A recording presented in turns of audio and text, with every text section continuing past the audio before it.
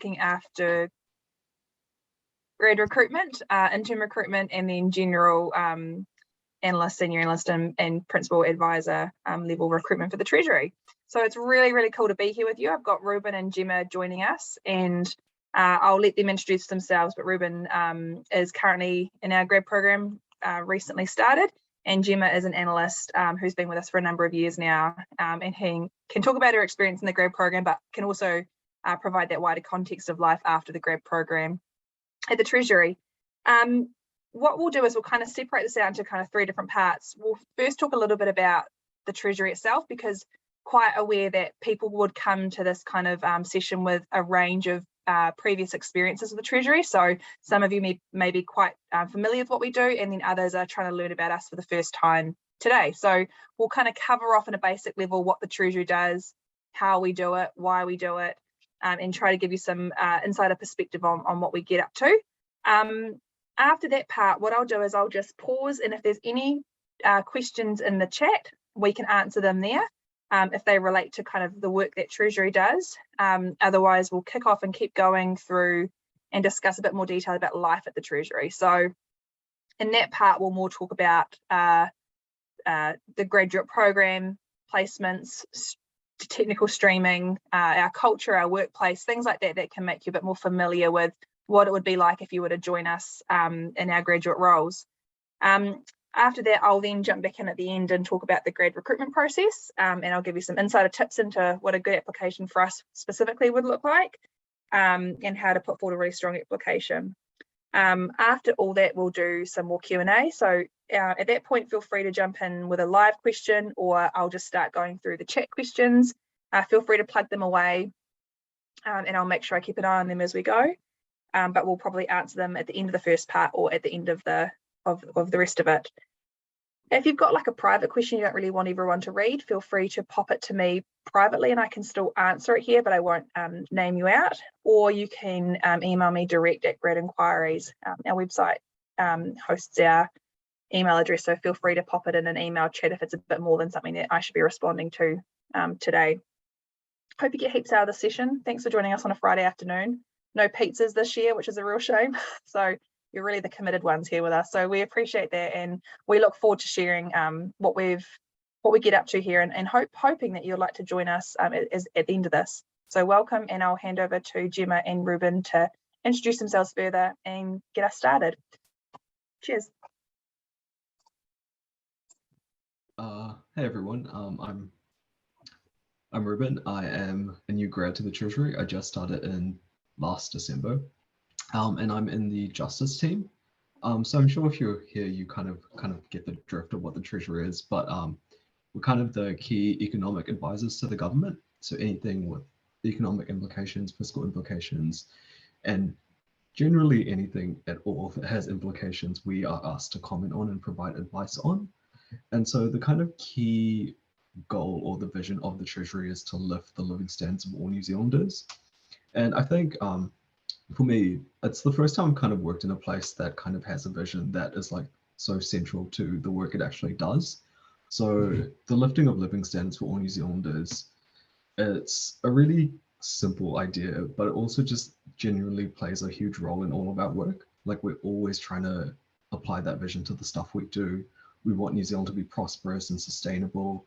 And so everything, our work that we do, everything you hear in this session, whether you're a graduate analyst or whether you become a manager or DevSec, that's the contribution you'll be making to the Treasury. And that generally is reflected in all the work you do. So the way that we kind of deliver that vision is the advice we provide to the government as the economic and financial advisor.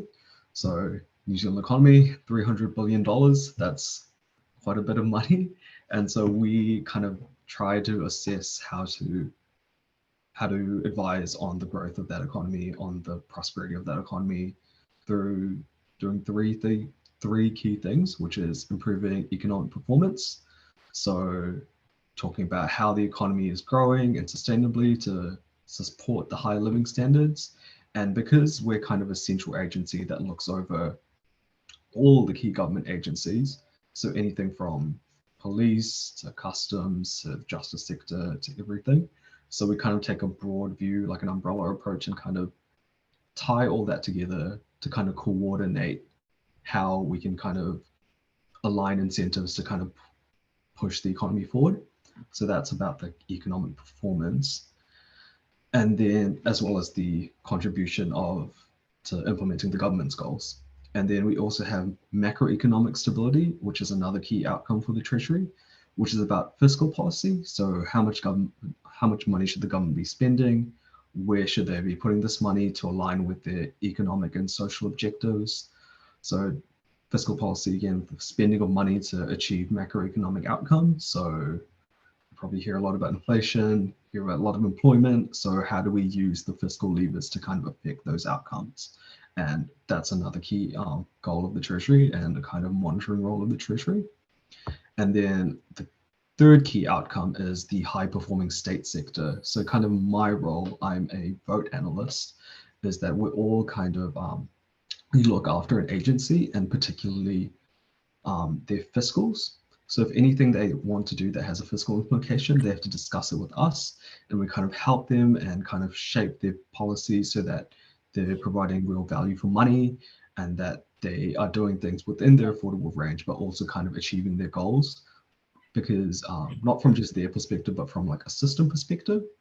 And so keeping that focus on effectiveness and efficiency, regardless of the fiscal situation, is quite important to us. We have taxes and we have expenditure, so it's quite an important role, and especially as someone working at the Treasury, even from a really junior position. Sorry, maybe someone. Yeah, so even from a very junior position, you are really in the midst of things, kind of helping people make those decisions and kind of making sure that each dollar of taxpayer money spent is going where it needs to be. So again, Treasury is a central agency. So we work with DPMC, who's the Department of Prime Minister and Cabinet, and the Public Service Commission to kind of align all the state institutions so that they can support all the agencies and kind of achieve the kind of broad goals of raising living standards for all New Zealanders. Yeah, and so how we kind of are involved in terms of practical things we actually do. We produce the annual budget, which comes out in May. There's a nice picture of Moth looking very happy. So the budget is kind of the key spender of money. So the process works like all the agencies will submit what they want to spend money on to us kind of early December. And then we go through that and say, we think this is good. We think this could need a bit of work. Maybe you need to come back later for this one. And it was, because I just did my first budget, it was a bit crazy because I was quite new and I was asking us to provide advice on, do I actually think this is worth money? Obviously, I was really supported by my team, but it was really cool that I actually genuinely had my opinion and how to spend quite a bit of money. So it was a really cool position to be in, a little bit daunting, but definitely very cool. So that's the budget process. So we submit our advice to the minister, he considers our advice, and then he puts together, the budget team puts together the budget, and that's announced in May with all the cool spending initiatives like health reforms or justice reforms or stuff like that. Number two is the effective management of assets and liabilities and the Crown balance sheets. So fiscal reporting is quite important. So just making sure that we're always accountable to the public in terms of what money each government department is spending, how the projects are tracking, and how the statements of the government are being reported. So just making sure that all those fiscal financial statements are up to date and are available to the public, because it's quite important that the public know how their money is being spent.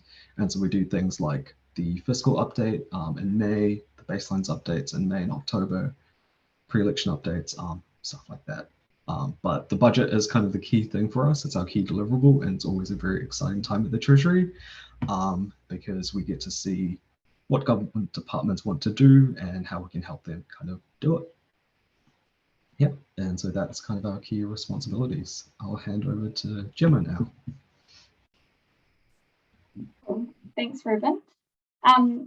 Kia ora koutou, ko Juma Jackson, tahu ingoa, to Te Tai Ōhanga aho.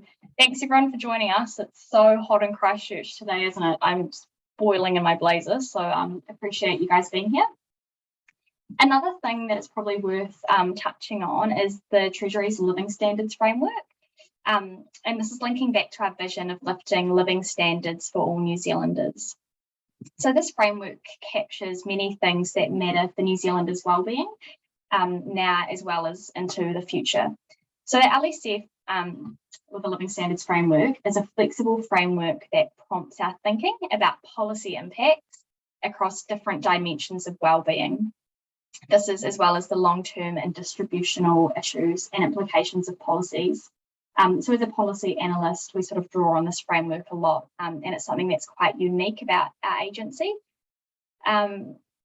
So this supports Treasury analysts by providing a framework to understand the drivers of wellbeing and to consider the broader impacts of our policy advice in a systematic and evidenced way. Looking at this wee diagram here on the screen, the LSF includes 3 different levels.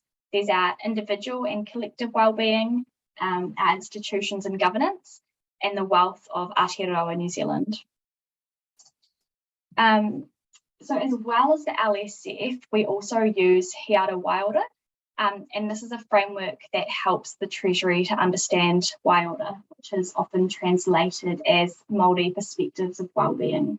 So the Treasury applies both the LSF and Hiata Wilder, and it helps us explore wellbeing across different cultural perspectives or from different cultural perspectives, values, and knowledge systems. So I guess when we're using this framework, it helps prompt a number of different questions, and these include the sort of things like, what are the living standards that New Zealanders value, and are they the same for everyone, or do they vary?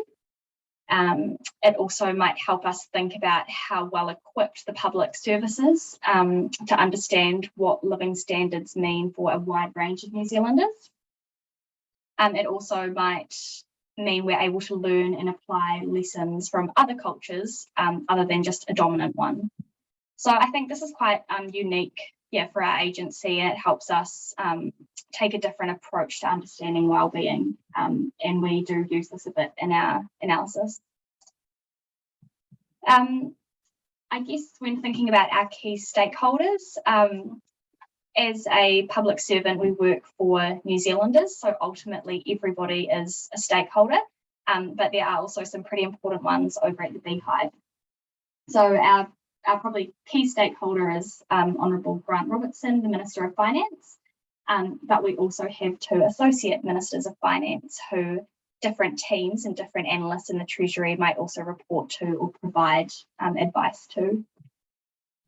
So in our roles, Reuben and I are responsible for providing advice to the government of the day and to support the Minister of Finance broad responsibilities for economic, financial and regulatory policy. With regard to Cabinet and Cabinet Committee processes, we have responsibility for advising the MOF, so Grant Robertson, and the AMOFs, the Associate Ministers of Finance, on all Cabinet proposals with economic, financial, fiscal and regulatory impacts. So as a result, it means we provide a lot of briefings to Cabinet prior to Cabinet committees to brief the ministers, and we'll summarise sort of any key points and provide advice on what's in the Cabinet papers and any fiscal aspects of that. We also provide oral briefings to the government for different forums as well. So basically a lot of advice and means being across quite a lot of work from different agencies across the government sector.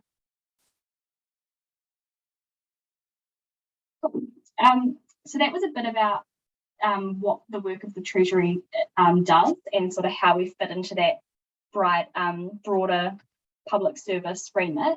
Does anyone have any questions on any of that, or kind of want to know a bit more about what the Treasury does and what our roles are? If not, we can chat about a bit more about day-to-day.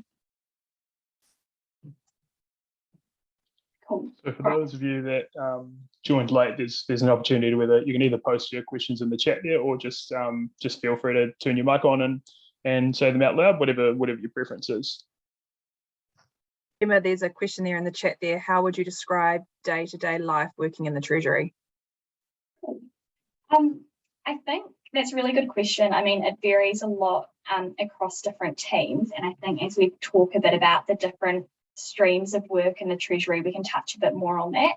But I think sort of the priorities are servicing ministers' requests and what they need advice on, or what they need help with. That's kind of the priority. But day to day, that might mean writing reports that go up to the minister, engaging with other agencies about work that they're doing and where they might be seeking financial advice.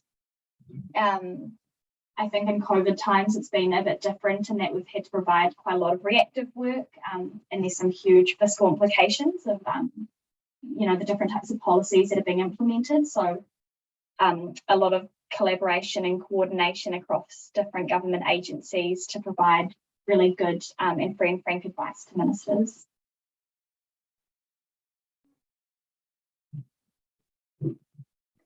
And then another question, do you have a branch or similar opportunity in Christchurch? We'll come to that one at the end, I think, because we'll talk a little bit about our offices and stuff. Cool. All right, maybe Reuben and I can chat a bit about ourselves and kind of, I guess, the different streams of work. Reuben, do you want to jump in first and give a bit of a background on what you do? Yep. Yeah, so I'm in the Justice, Government Services and Security team. So our team, it's a team of about 12 of us, but we look after quite a broad area of government. So the justice sector, that's like the police, the courts, the Ministry of Justice, government services, so stuff like DIA, Department of Internal Affairs, and then security, so defense and the Ministry of Defense. So as a vote analyst, Gemma kind of alluded to it before, but we're helping agencies with their kind of projects, and we're also briefing ministers about the areas. We're briefing the Minister of Finance about the sectors that we cover. So kind of a recent example I had is the Russian sanctions bill. It came across to our team because it had, we were just asked to consider whether it would have implications for any of our sectors because of the sanctions that were being put on. So that's kind of one of the things that we do day to day that involves quite a bit of like actual thought about whether you think the implications of one policy that you think is quite narrow in scope to a particular area would affect you. And so I think that's another kind of cool day-to-day thing that we get to do. In terms of my day-to-day, lots of it, it was quite different before because we were doing lots of budget prep, which we're kind of wrapping up now. So that was being involved with agencies submitting initiatives for things that they want funding for, us talking to the agencies saying, hey, we think this is cool, but we have a couple of questions. Do you think this still needs this amount of money, stuff like that? And then submitting our advice to the budget team and then ultimately to the minister. And I think ongoing now, I've been involved in lots of cabinet papers. So kind of providing advice on how to best, how to write a cabinet paper, what the implications would be for other people. And yeah, providing advice to ministers. Cool.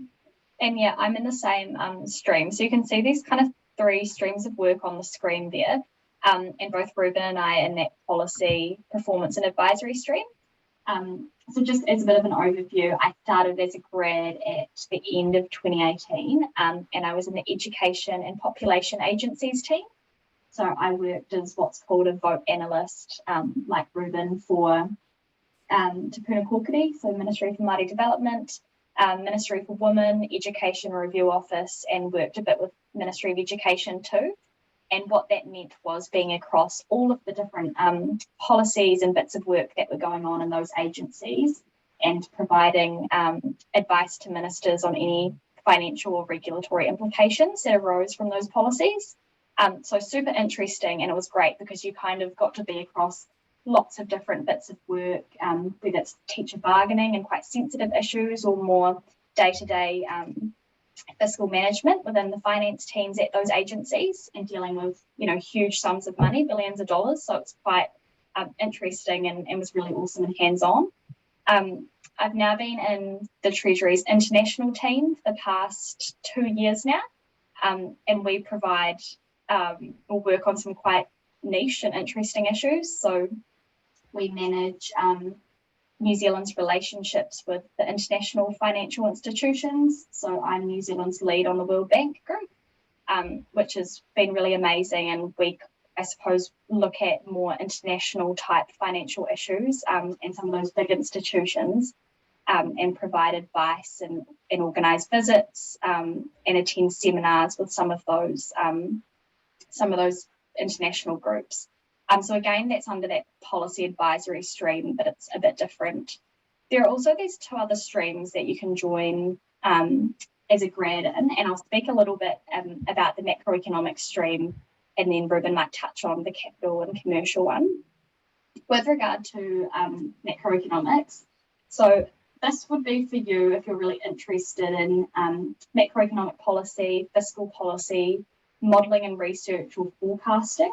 So in order to work in one of these teams at the Treasury, you do need to have a 300 plus level major in economics. This could be in macro or microeconomics, or otherwise completed a 200 level economics paper in addition to 300 level in, I think it's finance, public policy, stats or math. So it's quite technical. I work with some of these teams a bit, and the work they do is fascinating. They provide regular updates on how the economy is performing.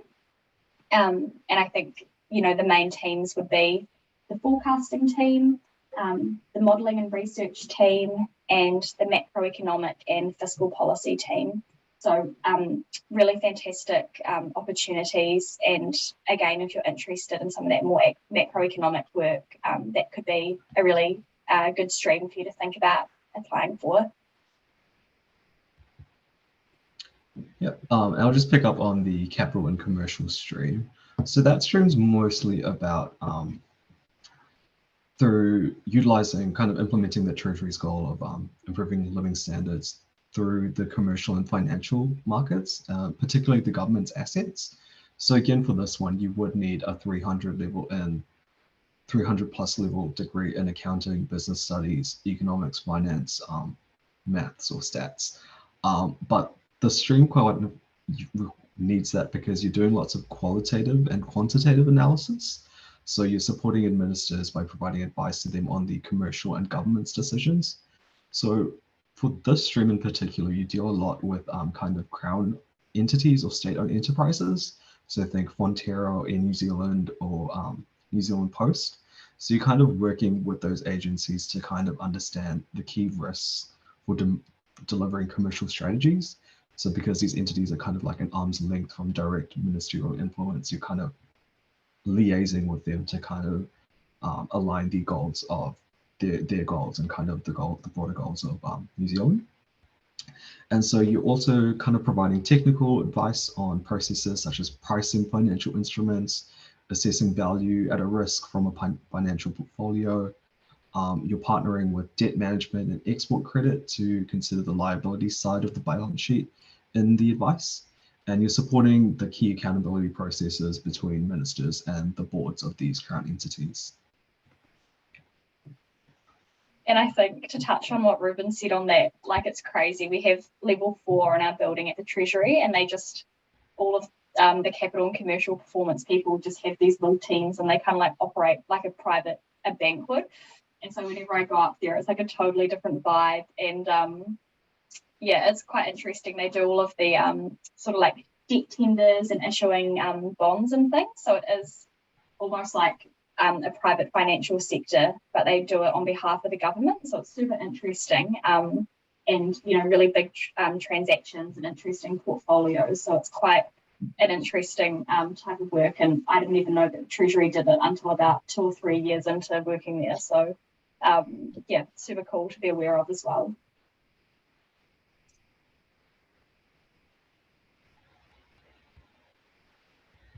Reuben, do you want to chat through maybe? Yep. Cool. So I joined the Treasury as a grad in December. And so the graduate program kind of runs for 18 months. And the program is quite, it's quite structured, but it's quite flexible as well. So the program, like, it kind of recognizes that it's the first time you're really working, so kind of providing you support from that shift from uni to like a kind of full-time professional job. So there's lots of support for your development, because I think the Treasury is quite keen on making sure that everyone knows that they can grow their skill set regardless of their different team placements, and kind of providing work that will make you grow your perspective as well. So career progression is quite a big thing as part of this program. They want to make sure that you are equipped to develop in your career. So there's lots of personal and professional development opportunities in the program. So that starts from the induction, kind of, there's lots of introductory modules on understanding like the key mechanics of government. I thought I knew a bit from my public law degree, but turns out I didn't know that much at all. So it's really good to use those kind of opportunities to kind of understand like the mechanics of government that not many people might know about. So you learn things about like the role of the Treasury, the role of a public servant, and you also get to connect with past and present grads, which is super helpful because they really teach you all the tips and tricks about how to, you know, work in the Treasury, and kind of, for me, how to live in Wellington. There's also lots of professional development as well. So training courses, mentoring, shadowing, learning on the job. But the big thing again is like learning on the job. I think the big thing for Treasury compared to other places I've worked at is that they give you a lot of responsibility very early on. In one of my first 2 weeks, I went to a meeting with a CFO of another agency, and it was just me and my buddy, and I was very much expected to contribute as well. Like, my view was genuinely taken into account. So it can be a bit daunting, but it's also genuinely really exciting because you actually feel like your work is being used, and your view is actually being considered. So yeah, so that's a really cool thing about Treasury. In terms of the support you kind of get a coach, a manager, and a buddy. So your manager is kind of your sign-out manager who kind of manages your work, and you get a coach who's kind of in charge of your professional development. So that's kind of a senior to you, who's kind of looking out for you in terms of making sure that you get the correct opportunities to kind of progress in your career. And you also get a buddy who's kind of at your same level, or who has been at the Treasury for a little while, who can kind of understand what it's like for you to be a bit new. And alongside that, there's also a graduate capability framework. So it's a kind of development guide to make sure that you're checking all your key milestones and kind of taking all the opportunities you can get to kind of progress in your career. There's 2 performance and REM reviews, so one at 9 months and then one at 18 months. And I think I mentioned before that the program is 18 months, and then you go on to become an analyst. And so, yeah, there's, maybe Jimmy can talk about this more, but rotations within the Treasury I find are quite common. So people move a bit from team to team if they want to. And there's always opportunities for you to try new things, and the Treasury is genuinely very open to that. Yeah, I think definitely on that rotation point, I think that was what was fantastic for me. I joined a team that I was really interested in, but I've got a master's in international relations and diplomacy. So for me, being able to rotate into the international team was a huge perk of the job. And I think it's really nice to have that support from the organisation about being able to move, and as you kind of work out where your interests are, or if you are keen to try something new, they are supportive of that. In addition, I was trying to think of my kind of favourite things about the Treasury's grad program, because I went to UC and I had a few mates that moved up and went to different agencies around Wellington, and our program sounded, I mean, pretty good, and I'd say a lot better than some of the others. And I think part of that was we do take a grad cohort intake, so there's a lot of other young people that are starting at the same time as you, and most of them have moved to Wellington from somewhere else around the country. So everyone's pretty fresh, usually their first professional job. So it's really nice to have other people, like-minded people that you're starting with, and have similar questions, and you can chat about how you're going and how you're finding things. The second really great thing was all the courses. I mean, it might sound a bit lame to have just finished study and you kind of get put through a few other courses, but it was great. Like, I have an economics background, but not finance or accounting. And being able to just do like a few half-day sessions, and you're learning, it's kind of like everything you learn in like a year of uni into an afternoon, so you don't spend too much time on it. But I think it gives you a lot of confidence, particularly when you're dealing with sort of a lot of financial and economic advice. It's important to have those skills and that background. So I found that really useful. And I think as well, if there's particular areas, you know, whether it's like verbal briefing skills or some of that more technical economic financial advice, you can kind of talk to your manager about if there's additional trainings that you'd want to do that would help you do your job better. So that was really great. And I think, like Reuben said, it's pretty neat when, even when you're quite young, you're getting a lot of exposure to quite senior stakeholders. So similar to Reuben, in my second week ever at the Treasury, I had to go to a ministerial meeting by myself. And I had sort of been reading up or engaging with an agency on a particular financial issue, and I was charged with, you know, discussing and briefing the minister on this. And that is completely different to a lot of other workplaces. You don't get that sort of exposure or that experience. So it's quite scary, but I think, you know, if your manager's confident that you're performing well and that you know what you're talking about, they do give you a lot of responsibility to go and lead some of those conversations. So it's really great, and it's not hierarchical at all. So I've really enjoyed that about the Treasury. So a couple of other things that make it a pretty cool place to work is the Treasury culture and wellbeing. So there's quite a lot of clubs, as you can see. There's the Treasury Rainbow Network. We have Treasury Sustainability Group, the Women's Network, Te Punawai, where the group gets together and sings lots of waiata, which is really neat. There's also lots of different sports teams and quite an active social club as well. So there's lots of really great things around the building that you can get involved in. And I think as well, not being from Wellington, it was nice to have a chance to join teams and meet your colleagues outside of the office. And it's a pretty big place. I think there's about 500 people employed or that work from the Wellington office. So you get to meet more of your colleagues outside of work hours, which is really great. So yeah, pretty cool culture. And as well, there's the Wellington office. So this is kind of what it looks like. It's all just been redone. So it's a pretty nice place to work. So as I said, there's about 500 people that are based out of this office, and there are also a few spread through different parts of New Zealand. There is a small number of people based in Auckland for stock market and commercial asset reasons, but mainly everyone does work from the Wellington office. I think as well there's about a $2,000 relocation package for those moving to Wellington for the role.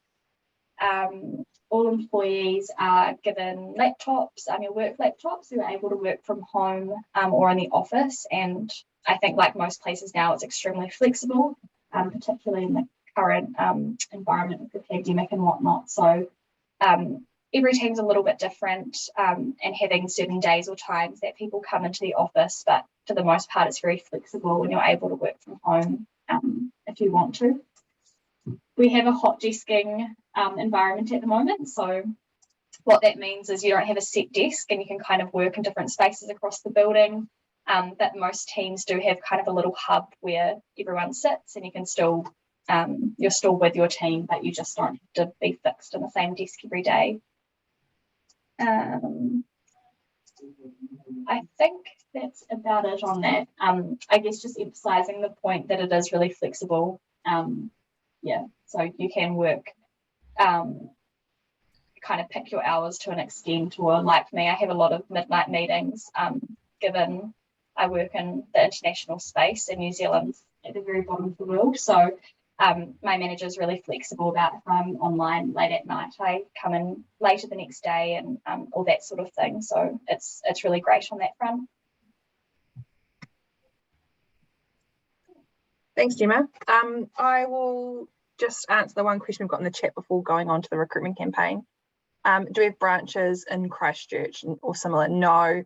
We have a few people working remotely in Christchurch. Gemma is one of them, but those are by exception. So our graduates would all be joining the Wellington office. And that's just because the role that we play in government really requires us to be at the heart of government, which is in Wellington. And granted we're in a pandemic and a lot of us are working from home, but in a normal instance, we'd be having lots of meetings in person with ministers, with agencies and with their representatives. So it's really important to be based where that's all going and when that's all happening. And we do provide the relocation package for those who need some assistance getting here. The other thing is the large majority of grads are relocating to Wellington as well. So in terms of getting settled and everything, you can set up flats together. There's grads in the cohorts who've come in previous years, you can add and join into their flats. So there's quite a good communal sense of how to do it when you're relocating to Wellington for the role. So no, none in Christchurch at the grad level, sorry. And that's another reason for that, is that your development is really supported when you're in your team, working with them closely, working with the grad cohort, and doing things together. And it's really hard to do that if you're all over the show in Wellington, in New Zealand. So better for you to be based where it's all going down. What I'm going to do now is move on to the application process, and I'll give you a rundown on what we do and how we screen people, and also just a little bit more on the streams. So through this recruitment campaign, which is currently live, so we're currently looking for applications now for our January 2023 grad group. Some people start earlier, just like Reuben, and we've had a few people who started earlier than that, who are mid-year graduates, but generally most people start in January 2023. We're looking for a minimum of 15 people for this round, and that will probably be a little bit larger by the time we get to the offer stage. We're looking for the large majority to be put in the policy, performance and advisory stream, and that's our generalist stream. And then there'll be a few people put in capital commercial and the macro stream. So when you're applying for the job, you can apply for 1, 2 or 3 streams. You don't have to select your first preference. And that's just because it's actually really hard for you probably to understand which one you're most aligned to at the application stage. As you work your way through the screening process, we'll finalise which one you'd like to formally apply for, and screen you for that. But at the application stage, feel free to apply for whichever one is most interesting to you, or if there's 2, then absolutely go for that as well. Apply online, and we don't require cover letters or CVs. So in the application form, just upload a blank Word document into those 2 sections. We can't pull that part down because of all Treasury jobs are tagged to that as well as DPMC and PSC. So that's not something we can pull down. So just upload a blank cover letter and CV into those 2 fields. Where you should be spending your time is in the application form itself. And the reason we have built in an application form like this is because there are some really key things that we want to know about you. And we don't want to just assume that in a cover letter you're going to provide that information. And so if we're basing our screening off it, then it's really good to just be really direct and say, here's the information we want to know. Can you just populate these different responses? That's generally stuff like, what's your work experience? What do you do outside of work? What's your academic life been like? Do you have lived experiences in Te Tai Māori or to do with the treaty or Pacifica people? We really want to make sure that we are upskilling in our cultural capability as well. So generally we're asking questions like that in the application form. From there, we'll screen everybody that applies, and for those who are shortlisted, they'll go through to an online testing platform. So there are 3 tests there. One's a cognitive test, which tells us where your natural preferences lie in terms of, do you think better in numbers, diagrams, data, words, verbal, and so we can very quickly see kind of which types of placements would best suit you and align you to that. And there'll be a situation judgment test, which tells us, even without working in a corporate or professional environment before, how would you respond to the situations that may be presented to you as a graduate? So it means that we don't have to rely on you having had internship experience necessarily, or whatever it may be, but that we can still see how you'd respond to those situations and make sure that that all counts as the way you're thinking, not just that you've had experience in those areas. From there, we do video interviews, and those are all where you would upload a video response to a preloaded platform. And this is a really cool part of the application process where we're trying to test with you how you'd respond to a policy question that's a live scenario. So most likely this year, we're just developing it. It'll be something around the, COVID and its impact on our economy. And we're wanting you to provide advice to the minister on whatever angle the question spins from. And in your advice to ministers, you're going to think about things like, what are the pros and cons of the policy proposal? What's the true issue? What's the problem definition? You're going to think of maybe alternatives or suggestions for ways to rescope or rethink about the policy proposal. It could be that there may be risks associated with the proposal that you want to discuss, and then put forward a recommendation or a suggestion for next steps. So those are sorts of things we're looking for. You get 48 hours to prepare that and upload your response. But that's a really interesting exercise, which kind of gives you a perspective on what we do in our graduate roles here at the Treasury. And for those videos, we push them through to our final panel interview, which is with our hiring managers. And so they would have watched those videos, and they'll have a chat to you about your response, and kind of you can have a bit of a backwards and forwards discussion on why you responded like that, or what data you considered, or whatever it may be, in addition to the formal behavioural interview. So it all wraps up first week in May, and we should have offers out to you by then. To be able to apply, you just need to be a New Zealand or Australian citizen, or a New Zealand resident or permanent resident, or be eligible for the 4-year post-study work visa. The other thing is to be a B+ grade average student from the past 12 months. We definitely don't consider first year grades as something that we look too heavy into, just because first year is pretty rough for some people. And so we just discount that and we go from after that. And then, be able to start at the latest on the in January 2023. So that's Treasury. That's the grad program and life at the Treasury, and then the recruitment process. Were there any questions that people wanted to ask in a bit more detail that we haven't covered off yet? Feel free to pop them in the chat or ask live. I have a question. Go for it. I was just wondering if a really strong background in finance, accounting, or economics is required. Personally, I have more like a sustainability focused background and a marketing background, but I do a BCom. Cool. Yes, totally fine. So for our PPA stream, that would be the one for you. For people who are passionate about economics and finance, then the capital commercial or macro side is probably more aligned. But for someone with a more of a skill set that's not about economics and finance necessarily, then absolutely apply for the policy performance and advisory stream. Absolutely. In that stream specifically is a place where we get to have a really good diverse range of people hired. And unlike the other two streams where there is this technical background that we need from day one, just to be able to understand the work and start early, in the policy performance and advisory stream, you can hire a really diverse group of people. And when you put your minds together and consider policy issues and all that kind of stuff, it's a really cool thing to have very, very different backgrounds providing that advice. So yeah, by all means, go for that one. Cool. Just to add on to that, sorry, with that kind of stream, is there quite a lot of like away from the desk, heaps of like people interactions and working with, obviously, like I assume that there is, but I just wanted to hear what you think. I'll let Reuben and Gemma answer that one from their experience. Yeah, there definitely is lots of people interaction. What you're doing is really talking to lots of agencies. So I frequently go to Police HQ, Customs HQ to talk to them. Sometimes they come to us.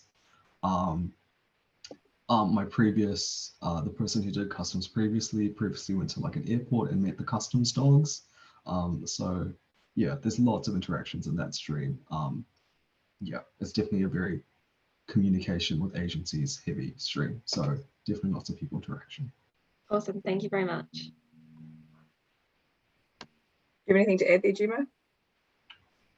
No, not really. I think that's right. I mean, there is a lot of doing work at your desk, and you know, it's quite fast paced and it's interesting and there's a lot of work, but I think having strong communication skills is really important, because you do have to deliver sometimes some pretty hard messages to different stakeholders, and it does take a while to sort of get confident and feel able to do that, but that's a big part of the job, is talking to others and communicating the Treasury's position and whether they support or don't support proposals. So yeah, very still a lot away from the desk. Cool. Just someone responding to your question, it'll be fine to apply. We'll just make note of your start date in your placement and make sure it's not a team that needs someone from the first day in January. That's fine. Cool. Were there any other questions from the group? Feel free to sing out or pop it in the chat.